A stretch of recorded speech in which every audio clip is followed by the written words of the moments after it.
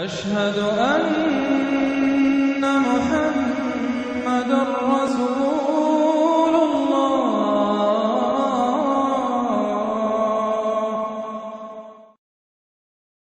المرسلات نام،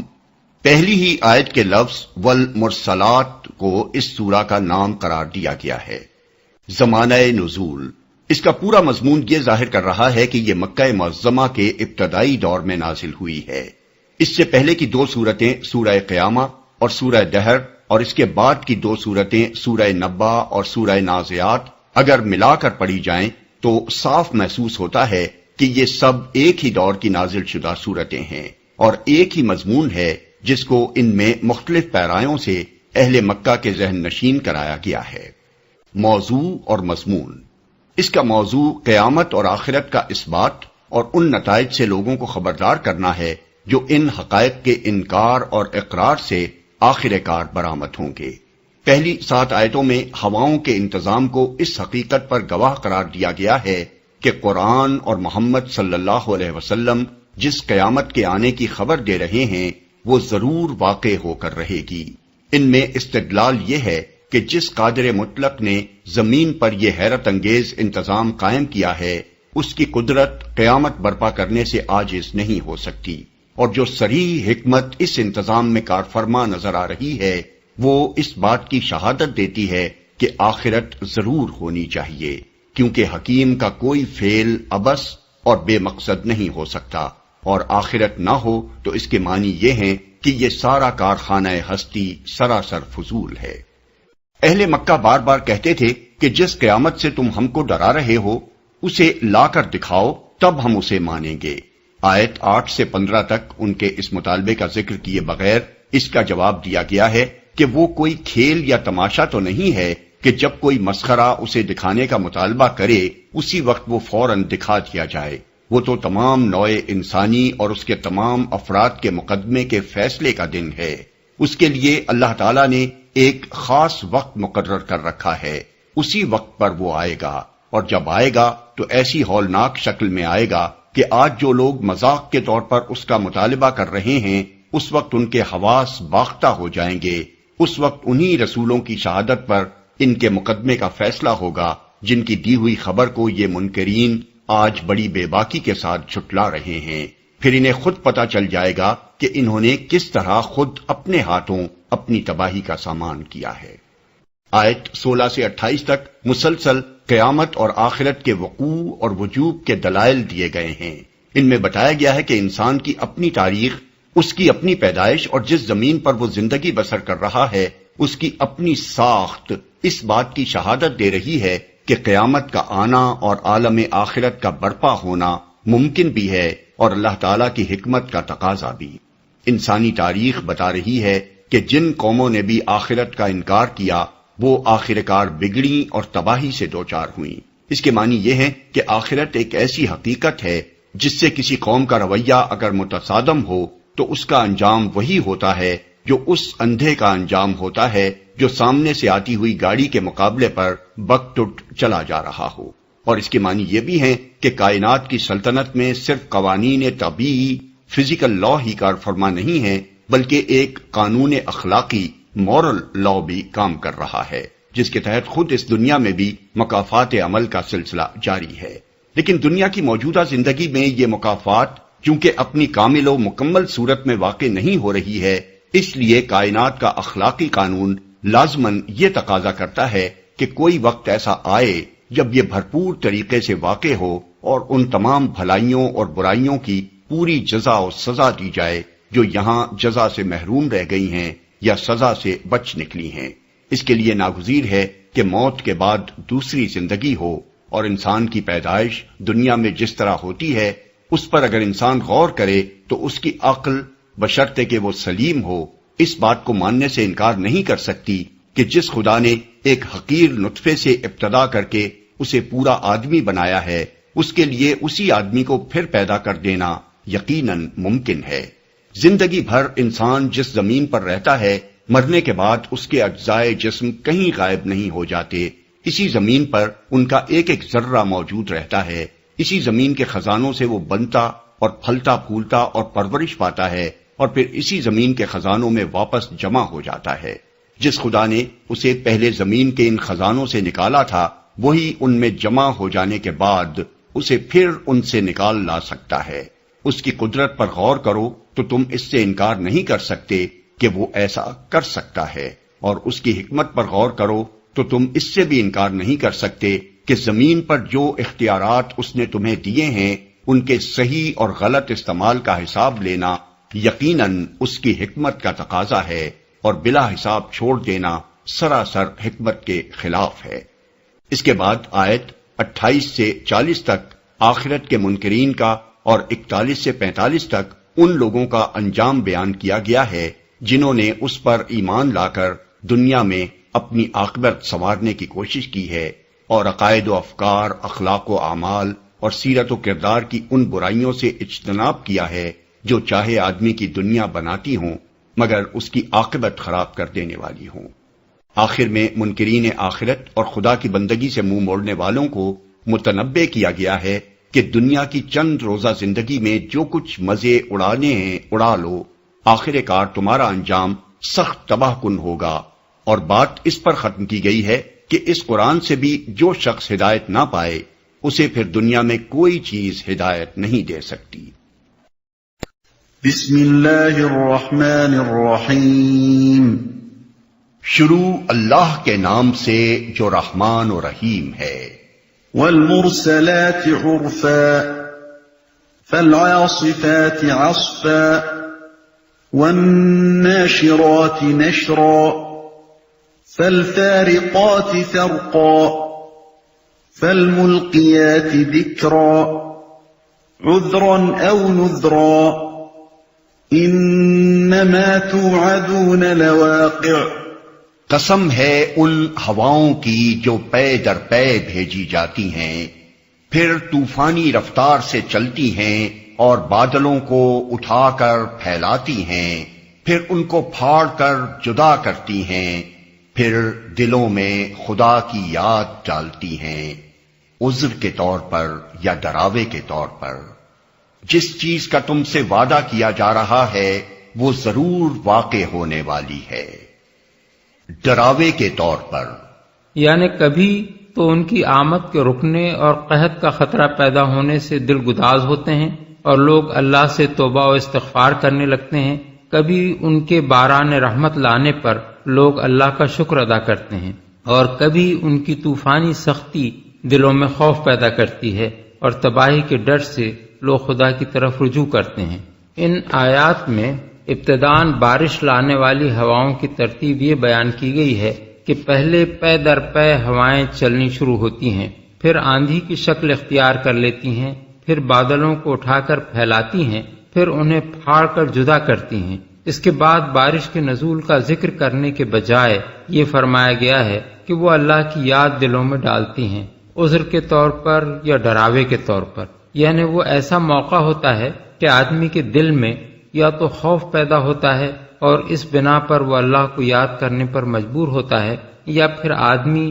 اپنے قصوروں کا اعتراف کر کے دعا کرتا ہے کہ اللہ اسے تباہی سے بچا لے اور اس پر رحم کر کے باران رحمت سے اس کو نواز دے۔ اگر ایک مدت تک بارش نہ ہوئی ہو اور لوگ پانی کے قطرے قطرے کو ترس رہے ہوں تو اس موقع پر آندھیوں کو چلتے اور بادلوں کو آتے دیکھ کر بعض اوقات کٹے سے کٹا کافر بھی خدا کو یاد کرنے لگتا ہے۔ فرق اگر کچھ پڑتا ہے تو صرف اس سے کہ قحط ہلکا ہے یا سخت۔ معمولی قحط ہو تو عام آدمی جو اللہ تعالیٰ سے زیادہ دور نہیں ہے وہ اس کو یاد کرے گا، لیکن دوسرے لوگ سائنس بگھاریں گے اور کہیں گے کوئی گھبرانے کی بات نہیں، فلاں فلاں اسباب سے بارش نہیں ہو رہی ہے۔ اتنی سی بات پر دعائیں مانگنے لگنا ضعیف الاعتقادی ہے۔ البتہ اگر طویل مدت تک قحط برپا رہے اور پورا ملک تباہی سے دوچار ہو جائے تو بڑے بڑے کافروں کو خدا یاد آنے لگتا ہے، زبان سے کہتے ہوئے شرم بھی آتی ہو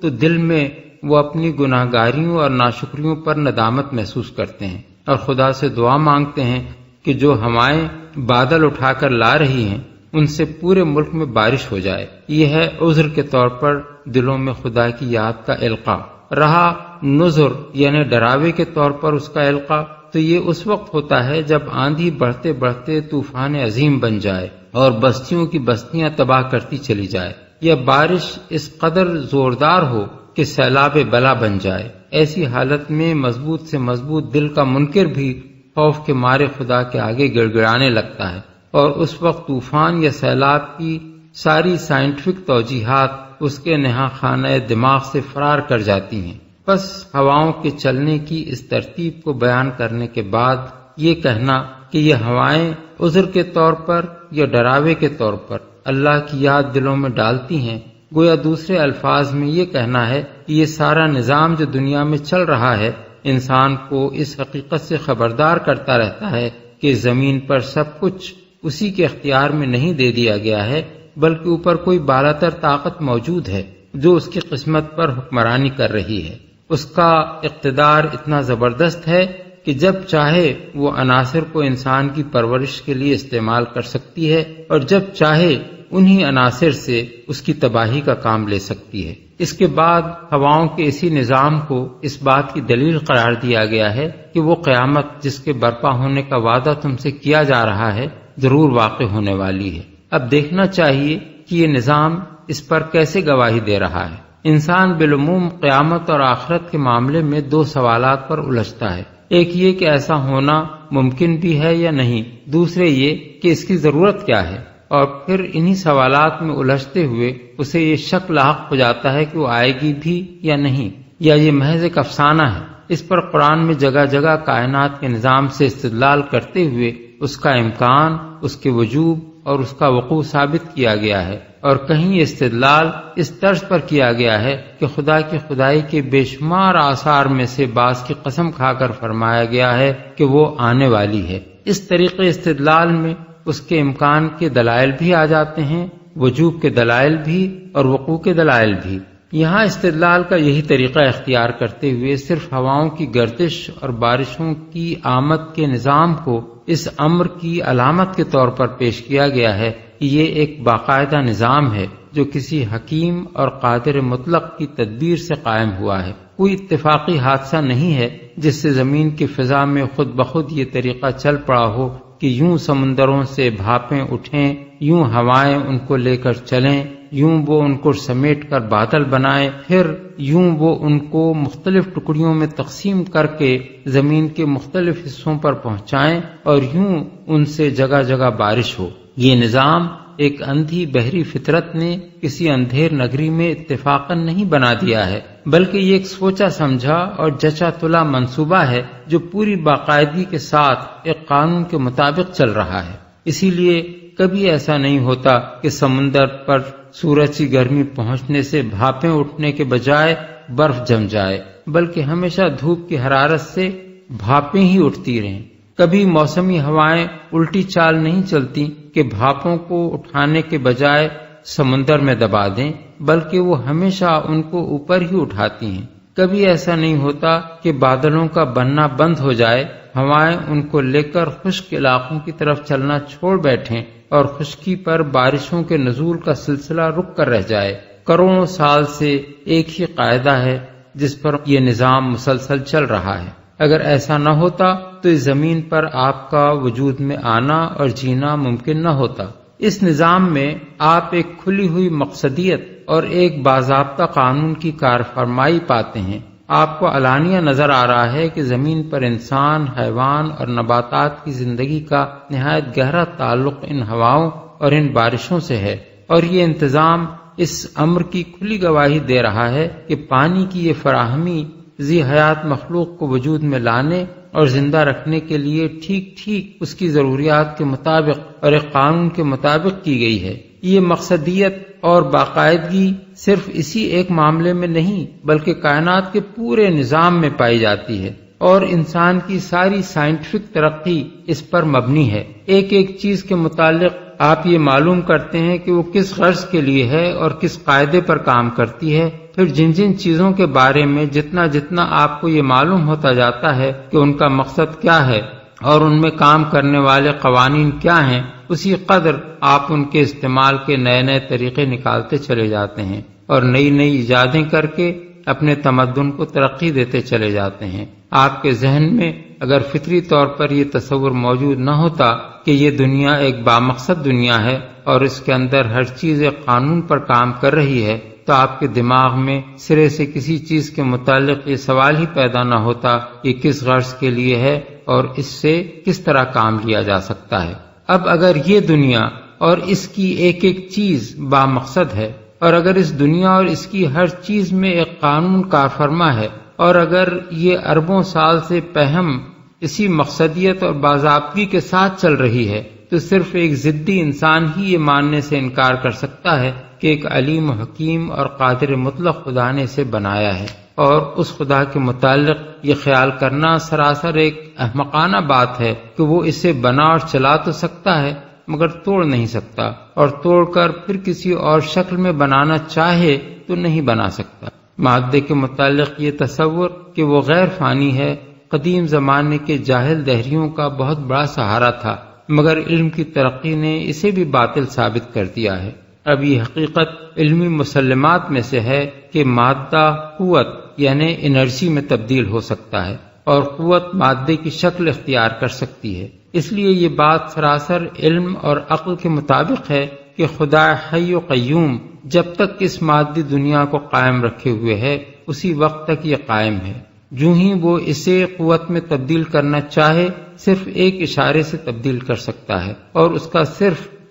کا صرف ایک اشارہ ہی اس کے لیے بھی کافی ہے کہ یہ دوبارہ ایک دوسری مادی شکل میں پیدا ہو جائے۔ یہ تو ہے قیامت کے امکان کا معاملہ، جسے اب کسی علمی و عقلی دلیل سے رد نہیں کیا جا سکتا۔ اب رہا یہ سوال کہ اس کو ضرور واقع ہونا چاہیے تاکہ انسان کو اس کے اچھے اعمال کی جزا اور برے اعمال کی سزا ملے، تو جو شخص انسان کی اخلاقی ذمہ داری کا قائل ہے اور یہ بھی مانتا ہے کہ حسن خدمت کا انعام اور جرم کی سزا اس اخلاقی ذمہ داری کا لازمی تقاضا ہے، اس کے لیے یہ تسلیم کرنے کے سوا کوئی چارہ نہیں ہے کہ آخرت ضرور ہونی چاہیے۔ دنیا میں معاشرے اور ریاست کا کوئی نظام ایسا نہیں ہے جو ہر جرم کی سزا اور ہر حسن عمل کا انعام دے سکتا ہو۔ یہ کہنا کہ مجرم کے لیے اس کے ضمیر کی ملامت ہی کافی سزا ہے اور محسن کے لیے اس کے ضمیر کا اطمینان ہی کافی جزا ہے، ایک بے معنی فلسفہ ترازی کے سوا کچھ نہیں ہے۔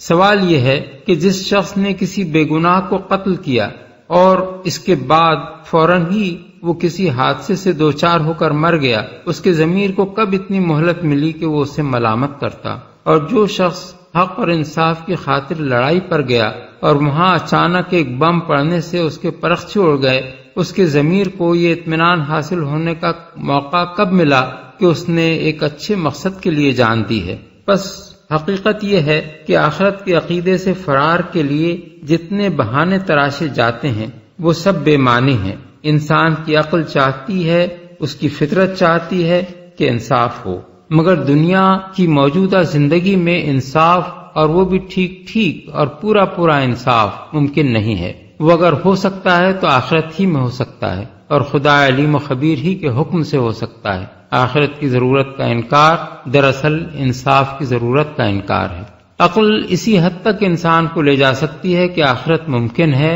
اور اس کو ہونا چاہیے، رہی یہ بات کہ وہ یقیناً ہوگی، اس کا علم صرف وحی کے ذریعے سے حاصل ہو سکتا ہے، اور وحی نے یہ بتا دیا ہے کہ جس چیز کا تم سے وعدہ کیا جا رہا ہے وہ ضرور واقع ہونے والی ہے۔ اس علم تک ہم عقلی استدلال سے نہیں پہنچ سکتے، البتہ اس کے برحق ہونے کا یقین ہمیں اس بنا پر حاصل ہوتا ہے کہ جس بات کی خبر وہی دے رہی ہے وہ ممکن بھی ہے اور اس کو ضرور ہونا بھی چاہیے۔ وعدہ کیا جا رہا ہے۔ دوسرا مطلب یہ بھی ہو سکتا ہے کہ جس چیز کا تمہیں خوف دلایا جا رہا ہے مراد ہے قیامت اور آخرت، واقع ہونے والی ہے۔ یہاں قیامت کے ضرور واقع ہونے پر 5 چیزوں کی قسم کھائی گئی ہے۔ ایک، المرسلات عرفن یعنی پے در پے یا بھلائی کے طور پر بھیجی جانے والیاں۔ دوسرے، العاصفات عصفن یعنی بہت تیزی اور شدت کے ساتھ چلنے والیاں۔ تیسرے، الناشرات نشرن یعنی خوب پھیلانے والیاں۔ چوتھے، الفارقات فرقن یعنی الگ الگ کرنے والیاں۔ پانچویں، الملقیات ذکرن یعنی یاد کا القاء کرنے والیاں۔ چونکہ ان الفاظ میں صرف صفات بیان کی گئی ہیں اور یہ صراحت نہیں کی گئی ہے کہ یہ کس چیز یا کن چیزوں کی صفات ہیں، اس لیے مفسرین کے درمیان اس امر میں اختلاف ہوا ہے کہ آیا یہ پانچوں صفات ایک ہی چیز کی ہیں یا الگ الگ چیزوں کی، اور وہ چیز یا چیزیں کیا ہیں۔ ایک گروہ کہتا ہے کہ پانچوں سے مراد ہوائیں ہیں، دوسرا کہتا ہے پانچوں سے مراد فرشتے ہیں، تیسرا کہتا ہے پہلے 3 سے مراد ہوائیں ہیں اور باقی 2 سے مراد فرشتے، چوتھا کہتا ہے پہلے 2 سے مراد ہوائیں اور باقی 3 سے مراد فرشتے ہیں، اور ایک گروہ کی رائے یہ بھی ہے کہ پہلے سے مراد ملائکہ رحمت، دوسرے سے مراد ملائکہ عذاب اور باقی 3 سے مراد قرآن مجید کی آیات ہیں۔ ہمارے نزدیک پہلی بات تو یہ قابل غور ہے کہ جب ایک ہی سلسلہ کلام میں 5 صفات کا مسلسل ذکر کیا گیا ہے اور کوئی علامت بیچ میں ایسی نہیں پائی جاتی جس سے یہ سمجھا جا سکے کہ کہاں تک ایک چیز کی صفات کا ذکر ہے اور کہاں سے دوسری چیز کی صفات کا ذکر شروع ہوا ہے، تو یہ کیسے صحیح ہو سکتا ہے کہ محض کسی بے بنیاد قیاس کی بنا پر ہم یہ سمجھ لیں کہ یہاں 2 یا 3 مختلف چیزوں کی قسمیں کھائی گئی ہیں، بلکہ اس صورت میں نظم کلام خود اس بات کا تقاضا کرتا ہے کہ پوری عبارت کو کسی ایک ہی چیز کی صفات سے متعلق مانا جائے۔ دوسری بات یہ ہے کہ قرآن مجید میں جہاں بھی شک یا انکار کرنے والوں کو کسی حقیقت غیر محسوس کا یقین دلانے کے لیے کسی چیز یا بعض چیزوں کی قسم کھائی گئی ہے، وہاں قسم دراصل استدلال کی ہم معنی ہوتی ہے، یعنی اس سے مقصود یہ بتانا ہوتا ہے کہ یہ چیز یا چیزیں اس حقیقت کے صحیح و برحق ہونے پر دلالت کر رہی ہیں۔ اس غرض کے لیے ظاہر ہے کہ ایک غیر محسوس شے کے حق میں کسی دوسری غیر محسوس شے کو بطور استدلال پیش کرنا درست نہیں ہو سکتا، بلکہ غیر محسوس پر محسوس سے دلیل لانا ہی موزوں اور مناسب ہو سکتا ہے۔ اس لیے ہماری رائے میں صحیح تفسیر یہی ہے کہ اس سے مراد ہوائیں ہیں، اور ان لوگوں کی تفسیر قابل قبول نہیں ہے جنہوں نے ان 5 چیزوں سے مراد فرشتے لیے ہیں، کیونکہ وہ بھی اسی طرح غیر محسوس ہیں جس طرح قیامت کا وقوع غیر محسوس ہے۔ اب غور کیجئے کہ قیامت کے وقوع پر ہواؤں کی یہ کیفیات کس طرح دلالت کرتی ہیں۔ زمین پر جن اسباب سے حیوانی اور نباتی زندگی ممکن ہوئی ہے، ان میں سے ایک نہایت اہم سبب ہوا ہے۔ ہر نوع کی زندگی سے اس کی صفات کا جو تعلق ہے وہ بجائے خود اس بات کی شہادت دے رہا ہے کہ کوئی قادر مطلق اور صانع حکیم ہے جس نے اس کرۂ خاکی پر زندگی کو وجود میں لانے کا ارادہ کیا اور اس غرض کے لیے یہاں ایک ایسی چیز پیدا کی جس کی صفات زندہ مخلوقات کے وجود کی ضروریات کے ساتھ ٹھیک ٹھیک مطابقت رکھتی ہیں۔ پھر اس نے صرف اتنا ہی نہیں کیا ہے کہ زمین کو ہوا کا ایک لبادہ اڑا کر چھوڑ دیا ہو، بلکہ اپنی قدرت اور حکمت سے اس ہوا میں اس نے بے شمار مختلف کیفیات پیدا کی ہیں جن کا انتظام لاکھوں کروڑوں برس سے اس طرح ہو رہا ہے کہ انہی کی بدولت موسم پیدا ہوتے ہیں، کبھی حبس ہوتا ہے، کبھی باد نسیم چلتی ہے، کبھی گرمی آتی ہے اور کبھی سردی، کبھی بادل آتے ہیں اور کبھی آتے ہوئے اڑ جاتے ہیں، کبھی نہایت خوشگوار جھونکے چلتے ہیں اور کبھی انتہائی تباہ کن طوفان آ جاتے ہیں، کبھی نہایت نفع بخش بارش ہوتی ہے اور کبھی کال پڑ جاتا ہے۔ غرض ایک ہوا نہیں بلکہ طرح طرح کی ہوائیں ہیں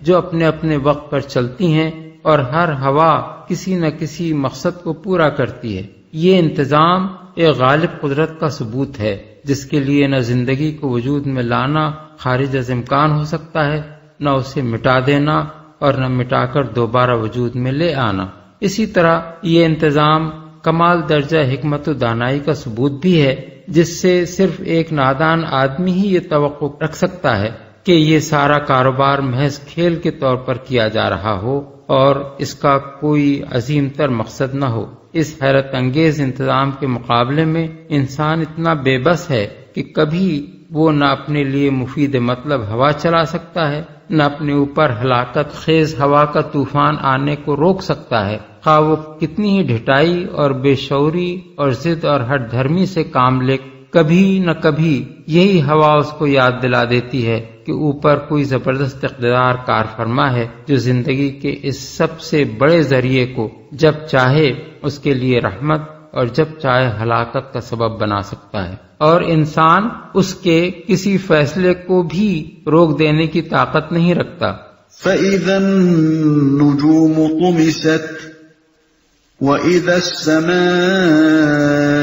فُرِجَتْ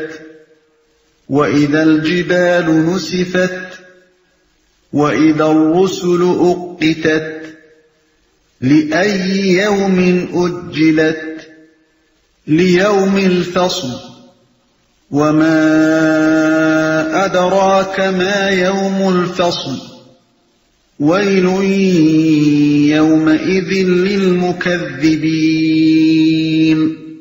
پھر جب ستارے ماند پڑ جائیں گے اور آسمان پھاڑ دیا جائے گا اور پہاڑ دھنک ڈالے جائیں گے اور رسولوں کی حاضری کا وقت آ پہنچے گا، اس روز وہ چیز واقع ہو جائے گی کس روز کے لیے یہ کام اٹھا رکھا گیا ہے، فیصلے کے روز کے لیے، اور تمہیں کیا خبر کہ وہ فیصلے کا دن کیا ہے، تباہی ہے اس دن جھٹلانے والوں کے لیے۔ ماند پڑ جائیں گے یعنی بے نور ہو جائیں گے اور ان کی روشنی ختم ہو جائے گی۔ آسمان پھاڑ دیا جائے گا یعنی عالم بالا کا وہ بندھا ہوا نظام جس کی بدولت ہر ستارہ اور سیارہ اپنے مدار پر قائم ہے، اور جس کی بدولت کائنات کی ہر چیز اپنی اپنی حد میں رکی ہوئی ہے، توڑ ڈالا جائے گا اور اس کی ساری بندشیں کھول دی جائیں گی۔ حاضری کا وقت آ پہنچے گا۔ قرآن کریم میں متعدد مقامات پر یہ بات بیان کی گئی ہے کہ میدان حشر میں جب نوع انسانی کا مقدمہ پیش ہوگا تو ہر قوم کے رسول کو شہادت کے لیے پیش کیا جائے گا تاکہ وہ اس امر کی گواہی دے کہ اس نے اللہ کا پیغام ان لوگوں تک پہنچا دیا تھا۔ یہ گمراہوں اور مجرموں کے خلاف اللہ کی سب سے پہلی اور سب سے بڑی حجت ہوگی، جس سے یہ ثابت کیا جائے گا کہ وہ اپنی غلط روش کے خود ذمہ دار ہیں، ورنہ اللہ تعالی کی طرف سے ان کو خبردار کرنے میں کوئی کسر اٹھا نہیں رکھی گئی تھی۔ مثال کے طور پر حسب ذیل مقامات ملاحظہ ہوں۔ تفہیم القرآن جلد دوم سورہ الاعراف آیات 172 اور 173، جلد چہارم سورہ زمر آیت 69، جلد ششم سورہ الملک آیت 8۔ جھٹلانے والوں کے لیے یعنی ان لوگوں کے لیے جنہوں نے اس دن کے آنے کی خبر کو جھوٹ سمجھا اور دنیا میں یہ سمجھتے ہوئے زندگی بسر کرتے رہے کہ کبھی وہ وقت نہیں آنا ہے جب انہیں اپنے خدا کے سامنے حاضر ہو کر اپنے اعمال کی جواب دہی کرنی ہوگی۔ أَلَمْ نُهْلِكِ الْأَوَّلِينَ ثُمَّ نُتْبِعُهُمُ الْآخِرِينَ كَذَلِكَ نَفْعَلُ بِالْمُجْرِمِينَ وَيْلٌ يَوْمَئِذٍ لِّلْمُكَذِّبِينَ۔ کیا ہم نے اگلوں کو ہلاک نہیں کیا، پھر انہی کے پیچھے ہم بعد والوں کو چلتا کریں گے، مجرموں کے ساتھ ہم یہی کچھ کیا کرتے ہیں، تباہی ہے اس دن جھٹلانے والوں کے لیے۔ ہلاک نہیں کیا، یہ آخرت کے حق میں تاریخی استدلال ہے۔ مطلب یہ ہے کہ خود اسی دنیا میں اپنی تاریخ کو دیکھ لو، جن قوموں نے بھی آخرت کا انکار کر کے اسی دنیا کو اصل زندگی سمجھا اور اسی دنیا میں ظاہر ہونے والے نتائج کو خیر و شر کا معیار سمجھ کر اپنا اخلاقی رویہ متعین کیا، بلا استثناء وہ سب آخر کار تباہ ہو کر رہیں۔ یہ اس بات کا ثبوت ہے کہ آخرت فی الواقع ایک حقیقت ہے جسے نظر انداز کر کے کام کرنے والا اسی طرح نقصان اٹھاتا ہے جس طرح ہر اس شخص کو نقصان اٹھانا پڑتا ہے جو حقائق سے آنکھیں بند کر کے چلتا کریں گے۔ یعنی یہ ہمارا مستقل قانون ہے۔ آخرت کا انکار جس طرح پہلے گزری ہوئی قوموں کے لیے تباہ کن ثابت ہوا ہے، اسی طرح آگے آنے والی قوموں کے لیے بھی یہ ہمیشہ تباہ کن ہی ثابت ہوگا۔ اس سے نہ کوئی قوم پہلے مستثنا تھی نہ آئندہ کبھی ہوگی۔ جھٹلانے والوں کے لیے یہاں یہ فقرہ اس معنی میں ارشاد ہوا ہے کہ دنیا میں ان کا جو انجام ہوا ہے یا آئندہ ہوگا وہ ان کی اصل سزا نہیں ہے، بلکہ اصلی تباہی تو ان پر فیصلے کے دن نازل ہوگی۔ یہاں کی پکڑ تو صرف یہ حیثیت رکھتی ہے کہ جب کوئی شخص مسلسل جرائم کرتا چلا جائے اور کسی طرح اپنی بگڑی ہوئی روش سے باز نہ آئے تو آخر کار اسے گرفتار کر لیا جائے۔ عدالت جہاں اس کے مقدمے کا فیصلہ ہونا ہے، اسے اس کے تمام کرتوتوں کی سزا دی جانی ہے، اس دنیا میں قائم نہیں ہوگی بلکہ آخرت میں ہوگی، اور وہی اس کی تباہی کا اصل دن ہوگا۔ أَلَمْ نَخْلُقكُّم مِّن مَّاءٍ مَّهِينٍ فَجَعَلْنَاهُ فِي قَرَارٍ مَّكِينٍ إِلَى قَدَرٍ مَّعْلُومٍ فَقَدَرْنَا فَنِعْمَ الْقَادِرُونَ وَيْلٌ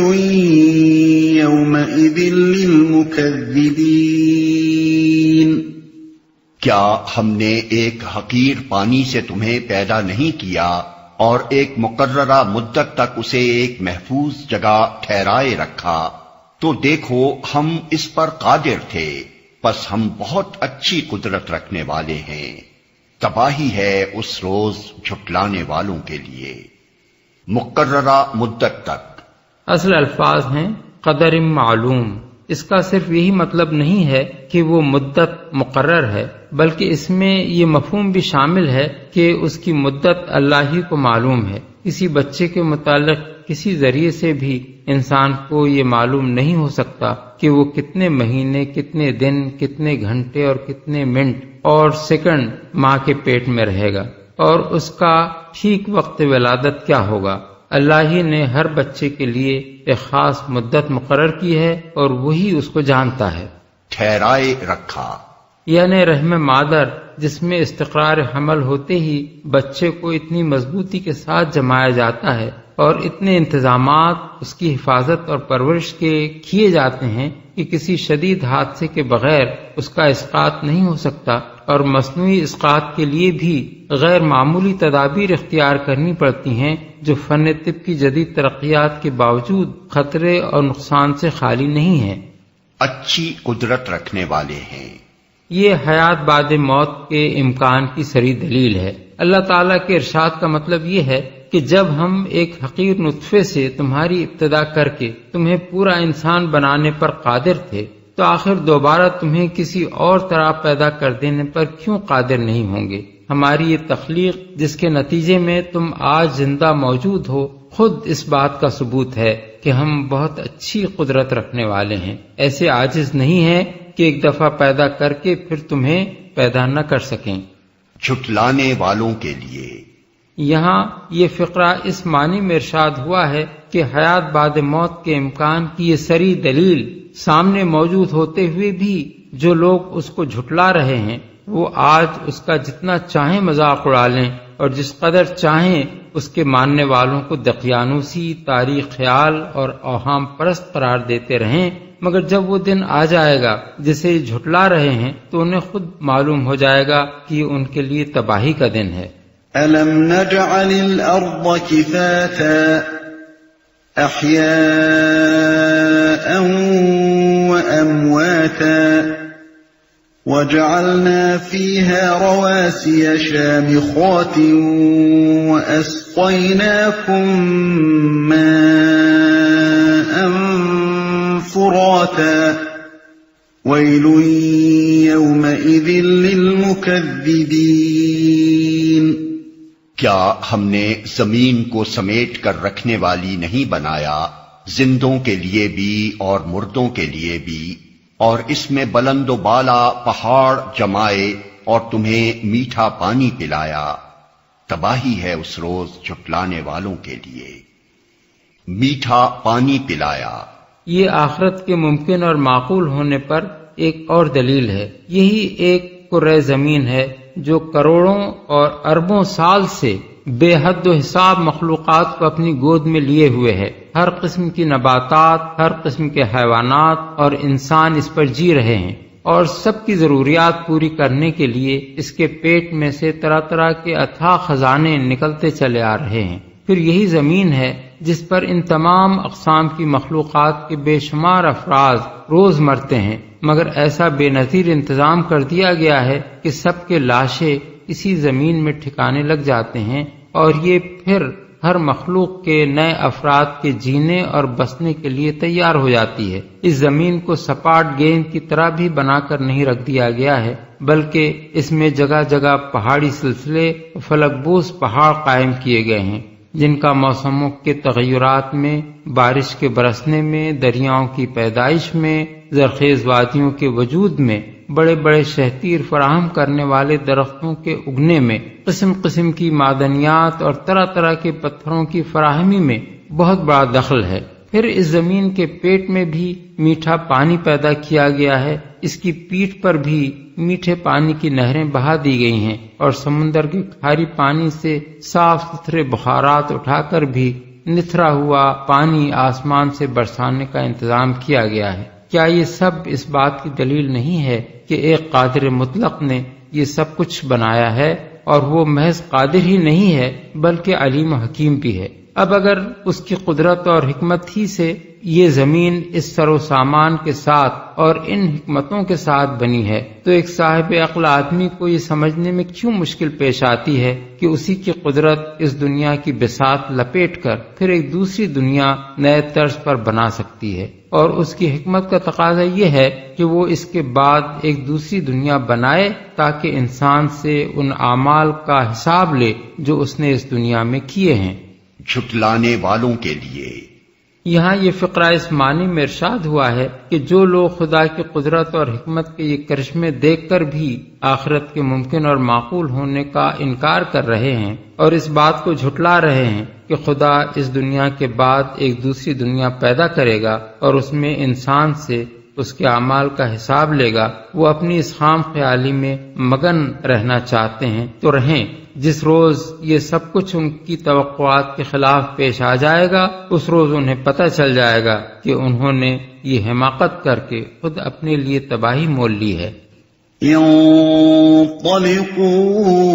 انطلقوا إلى ما كنتم به تكذبون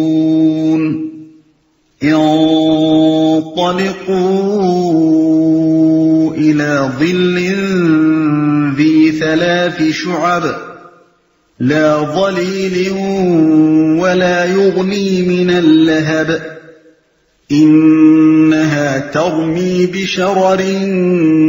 كالقصر كأنه جمالة صفر ويل يومئذ للمكذبين۔ چلو اب اسی چیز کی طرف جسے تم جھٹلایا کرتے تھے، چلو اس سائے کی طرف جو 3 شاخوں والا ہے، نہ ٹھنڈک پہنچانے والا اور نہ آگ کی لپٹ سے بچانے والا۔ وہ آگ محل جیسی بڑی بڑی چنگاریاں پھینکے گی جو اچھلتی ہوئی یوں محسوس ہوں گی گویا کہ وہ زرد اونٹ ہیں۔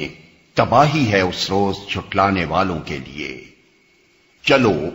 اب آخرت کے دلائل دینے کے بعد یہ بتایا جا رہا ہے کہ جب وہ واقع ہو جائے گی تو وہاں ان منکرین کا حشر کیا ہوگا۔ 3 شاخوں والا ہے۔ سائے سے مراد دھوئیں کا سایہ ہے، اور 3 شاخوں کا مطلب یہ ہے کہ جب کوئی بہت بڑا دھواں اٹھتا ہے تو اوپر جا کر وہ کئی شاخوں میں تقسیم ہو جاتا ہے۔ زرد اونٹ ہیں، یعنی ہر چنگاری ایک قصر جیسی بڑی ہوگی، اور جب یہ بڑی بڑی چنگاریاں اٹھ کر پھٹیں گی اور چاروں طرف اڑنے لگیں گی تو یوں محسوس ہوگا جیسے زرد رنگ کے اونٹ اچھل کود کر رہے ہیں۔ هذا يوم لا ينطقون ولا يؤذن لهم فيعتذرون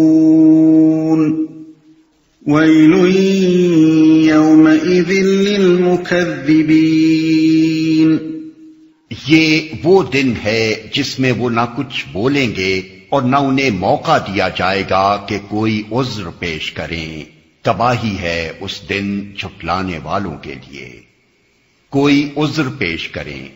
یہ ان کی آخری حالت ہوگی جو جہنم میں داخلے کے وقت ان پر طاری ہوگی۔ اس سے پہلے میدان حشر میں تو یہ لوگ بہت کچھ کہیں گے، بہت سی معذرتیں پیش کریں گے، ایک دوسرے پر اپنے قصوروں کا الزام ڈال کر خود بے قصور بننے کی کوشش کریں گے، اپنے گمراہ کرنے والے سرداروں اور پیشواؤں کو گالیاں دیں گے، حتیٰ کہ بعض لوگ پوری ڈھٹائی کے ساتھ اپنے جرائم کا انکار تک کر گزریں گے، جیسا کہ قرآن مجید میں متعدد مقامات پر بیان ہوا ہے۔ مگر جب تمام شہادتوں سے ان کا مجرم ہونا پوری طرح ثابت کر دیا جائے گا، اور جب ان کے اپنے ہاتھ پاؤں اور ان کے اعضاء تک ان کے خلاف گواہی دے کر ثبوت جرم میں کوئی کسر نہ چھوڑیں گے، اور جب بالکل بجا اور برحق طریقے سے عدل و انصاف کے تمام تقاضے پورے کر کے انہیں سزا سنا دی جائے گی، تو وہ دم بخود رہ جائیں گے اور ان کے لیے اپنی معذرت میں کچھ کہنے کی گنجائش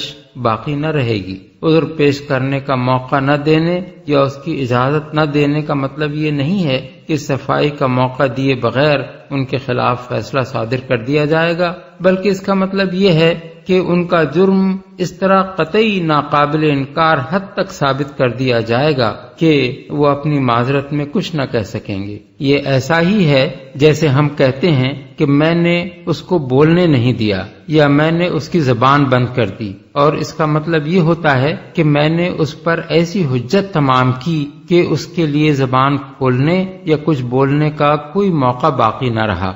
هذا يوم الفصل جمعناكم والأولين فإن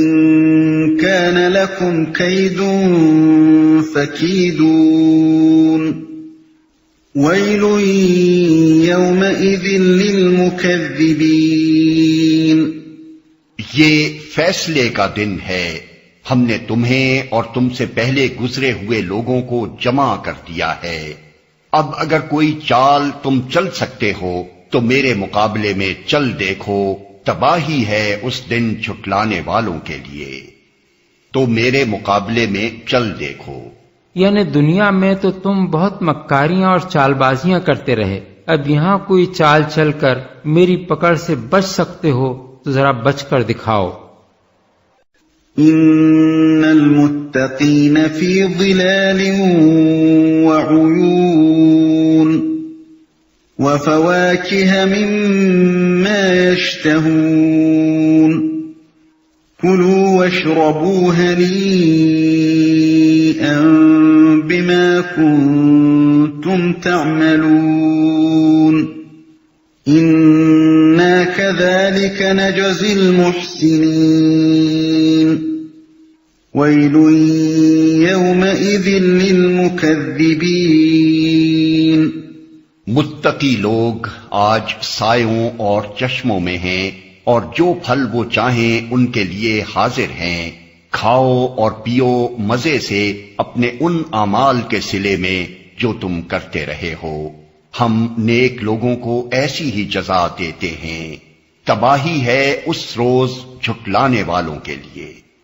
متقی لوگ، چونکہ یہ لفظ یہاں مکذبین یعنی جھٹلانے والوں کے مقابلے میں استعمال ہوا ہے، اس لیے متقیوں سے مراد اس جگہ وہ لوگ ہیں جنہوں نے آخرت کو جھٹلانے سے پرہیز کیا اور اس کو مان کر دنیا میں یہ سمجھتے ہوئے زندگی بسر کی کہ ہمیں آخرت میں اپنے اقوال و افعال اور اپنے اخلاق و کردار کی جواب دہی کرنی ہوگی۔ جھٹلانے والوں کے لیے یہاں یہ فقرہ اس معنی میں ارشاد ہوا ہے کہ ان کے لیے ایک مصیبت تو وہ ہوگی جو اوپر بیان ہو چکی ہے کہ میدان حشر میں وہ مجرموں کی حیثیت سے کھڑے ہوں گے، علل اعلان ان کے جرائم اس طرح ثابت کر دیے جائیں گے کہ ان کے لیے زبان کھولنے تک کا یارا نہ رہے گا، اور آخر کار جہنم کا ایندھن بن کر رہیں گے۔ دوسری مصیبت بالائے مصیبت یہ ہوگی کہ وہی ایمان لانے والے جن سے ان کی عمر بھر لڑائی رہی، جنہیں وہ بے وقوف اور تنگ خیال اور رجت پسند کہتے رہے، جن کا وہ مذاق اڑاتے رہے اور جنہیں اپنے نزدیک حقیر و ذلیل سمجھتے رہے، انہی کو وہ جنت میں مزے اڑاتے دیکھیں گے۔ کلوا وتمتعوا قلیلا انکم مجرمون ویل یومئذ للمکذبین۔ کھا لو اور مزے کر لو تھوڑے دن، حقیقت میں تم لوگ مجرم ہو، تباہی ہے اس روز جھٹلانے والوں کے لیے۔ کھا لو۔ اب کلام ختم کرتے ہوئے نہ صرف کفار مکہ کو بلکہ دنیا کے تمام کفار کو مخاطب کرتے ہوئے یہ کلمات ارشاد فرمائے جا رہے ہیں۔ تھوڑے دن یعنی دنیا کی اس چند روزہ زندگی میں۔ وَإِذَا قِيلَ لَهُمُ ارْكَعُوا لَا يَرْكَعُونَ وَيْلٌ يَوْمَئِذٍ لِّلْمُكَذِّبِينَ۔ جب ان سے کہا جاتا ہے کہ اللہ کے آگے جھکو تو نہیں جھکتے، تباہی ہے اس روز جھٹلانے والوں کے لیے، نہیں جھکتے۔ اللہ کے آگے جھکنے سے مراد صرف اس کی عبادت کرنا ہی نہیں ہے بلکہ اس کے بھیجے ہوئے رسول اور اس کی نازل کرتا کتاب کو ماننا اور اس کے احکام کی اطاعت کرنا بھی اس میں شامل ہے۔ فَبِأَيِّ حَدِيثٍ بَعْدَهُ يُؤْمِنُونَ۔ اب اس قرآن کے بعد اور کون سا کلام ایسا ہو سکتا ہے جس پر یہ ایمان لائیں؟ یعنی جو بڑی سے بڑی چیز انسان کو حق و باطل کا فرق سمجھانے والی اور ہدایت کا راستہ دکھانے والی ہو سکتی تھی وہ قرآن کی صورت میں نازل کر دی گئی ہے۔ اس کو پڑھ کر یا سن کر بھی اگر کوئی شخص ایمان نہیں لاتا تو اس کے بعد پھر اور کیا چیز ایسی ہو سکتی ہے جو اس کو راہ راست پر لا سکے۔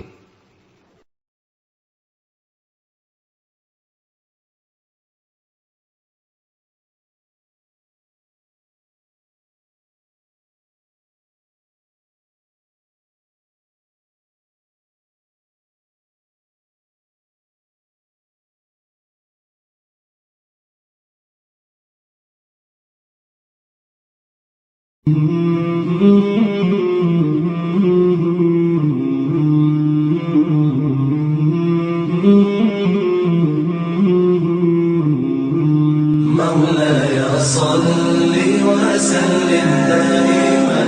أبدا على حبيبك خير الخلق كلهم مولاي صل وسلم دائما أبدا على حبيبك خير الخلق كلهم مولاي صل وسلم